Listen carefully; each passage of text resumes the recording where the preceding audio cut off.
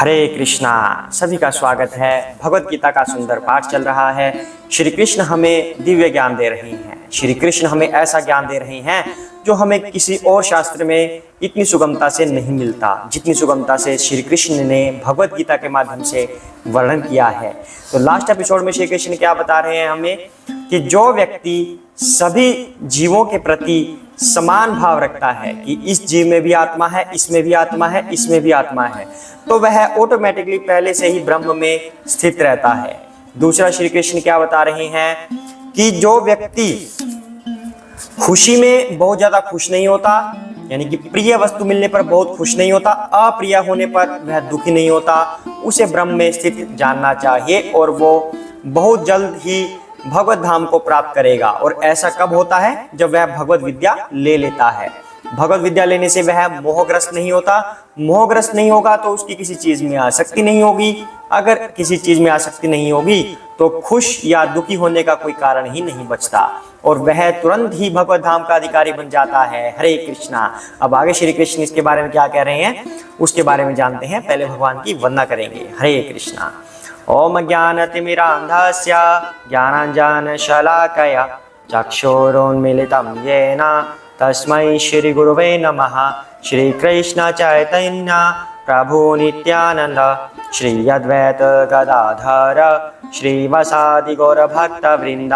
हरे कृष्णा कृष्णा कृष्णा हरे हरे, हरे राम राम राम हरे हरे, हरे कृष्णा। आइए अगला श्लोक पढ़ते हैं। श्लोक नंबर 21, 5वें अध्याय का 21वां श्लोक।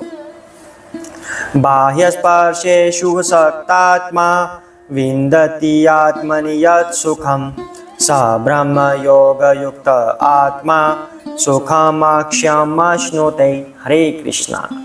ऐसा मुक्त पुरुष भौतिक इंद्रिय सुख की ओर आकृष्ट नहीं होता, अपितु सदैव समाधि में रहकर अपने अंतर में आनंद का अनुभव करता है। इस प्रकार स्वरूप सिद्ध व्यक्ति पर ब्रह्म में एकाग्रचित होने के कारण असीम सुख भोगता है। हरे कृष्णा।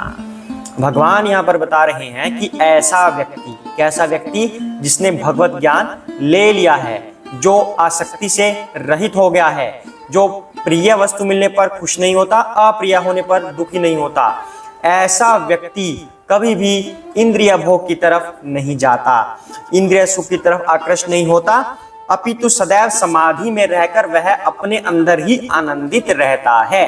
कैसे रहता है? कि जो एक मान लो एक पानी का ग्लास है, प्रभु जी ने जो एग्जांपल लिया है वही हम लेंगे। पानी का एक ग्लास है और किसी को प्यास लगी है, कोई कहेगा, उससे पूछेगा कि क्या तुम पानी पियोगे? हाँ हाँ अवश्य पीऊंगा। तो अगर उसको बोले कि तुम्हें पानी नहीं पीना, तुम पानी को छोड़ दो, तो वो क्या कहेगा? नहीं, मैं इसके बिना नहीं रह सकता, मुझे तो पानी चाहिए ही चाहिए। लेकिन अगर उसके साइड में एक मैंगो शेक रख दें, तब उससे पूछें कि क्या अब तुम पानी को छोड़ दोगे? तब उसका जवाब क्या होगा? हाँ हाँ हाँ अवश्य, मैं पानी को छोड़ सकता हूँ, मुझे मैंगो शेक दीजिए। तो इसका मतलब क्या हुआ? यानी कि जो टेस्ट हम ले रहे हैं, अगर इससे हायर टेस्ट हमें मिले तो हम इस टेस्ट को छोड़ने के लिए तैयार हैं। तो जो ग्लास ऑफ वाटर है ये क्या है? ये है इंद्रिय तृप्ति, कि हम अपने इंद्रियों को तृप्त करना चाहते हैं, हम जीवा को तृप्त करना चाहते हैं, पानी के बिना हम रह नहीं सकते।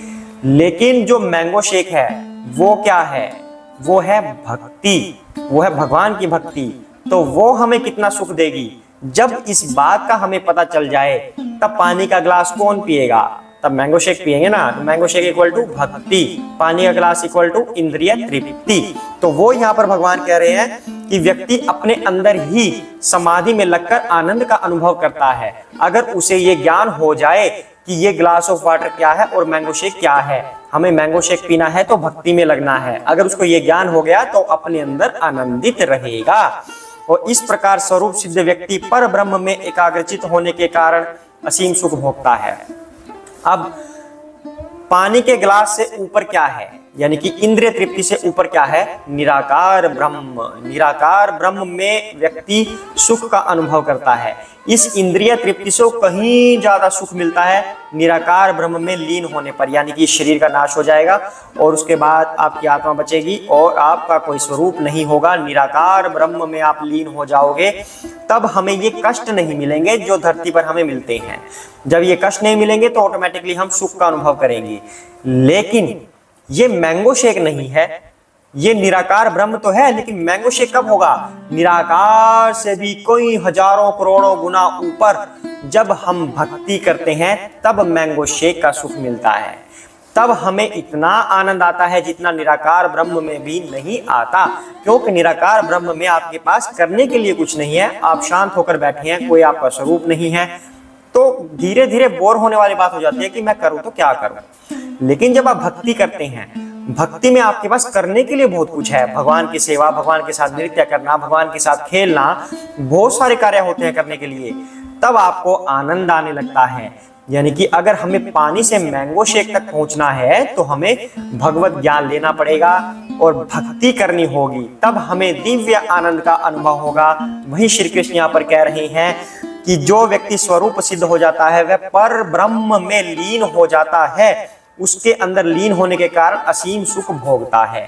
तो ये ब्रह्म से ऊपर क्या है, पर ब्रह्म, यानी कि भगवान की भक्ति। और जो कहते हैं कि समाधि में रहकर आनंद अनुभव करता है, यानी कि वो निराकार ब्रह्म में लीन हो गया है। लेकिन हमें उससे भी ऊपर जाना है ताकि हमें आनंद की प्राप्ति हो सके। हरे कृष्णा। आगे बढ़ते हैं। ये ही संस्पर्श जाह भोगाः दुःखयो न यः एवते आदि अंतवन्तः कौन्तेय नैते शूरं ते बुधः। हरे कृष्णा।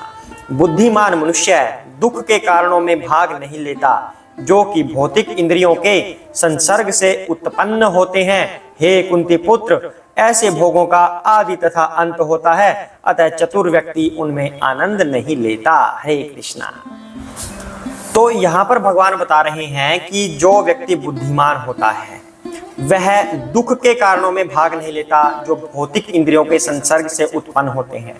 अर्थात क्या है, जब हम भौतिक अपनी इच्छाओं को पूर्ण करना चाहते हैं तब हमें उससे दुख ही मिलता है। क्यों मिलता है?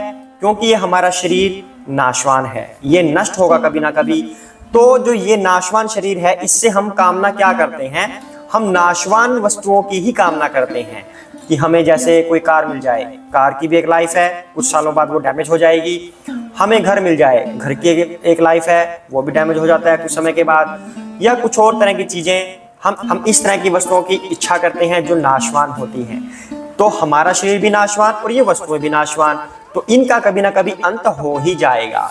तो भगवान कहते हैं कि ऐसी वस्तुओं के प्रति इच्छा रखने का क्या तात्पर्य है, इतना श्रम करने का क्या फायदा जो कभी ना कभी नष्ट हो जाएंगी।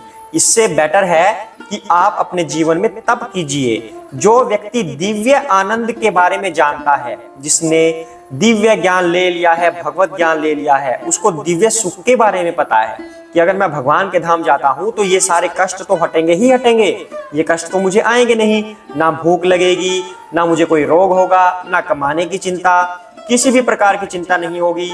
उल्टा भगवान की शरण में हम रहेंगे तो हमें और भी ज्यादा आनंद ही आनंद आएगा।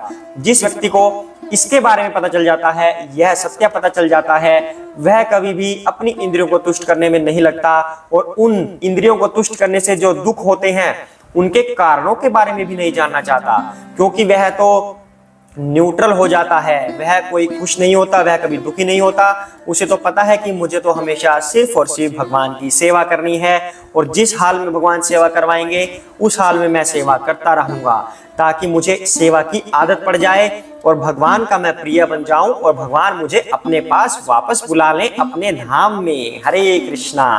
आज के लिए इतना ही करते हैं, सभी साथ में बोलेंगे जय श्री कृष्ण चैतन्य प्रभु नित्यानंदा श्री अद्वैत गदाधर श्री वसादि गौर भक्त वृंदा।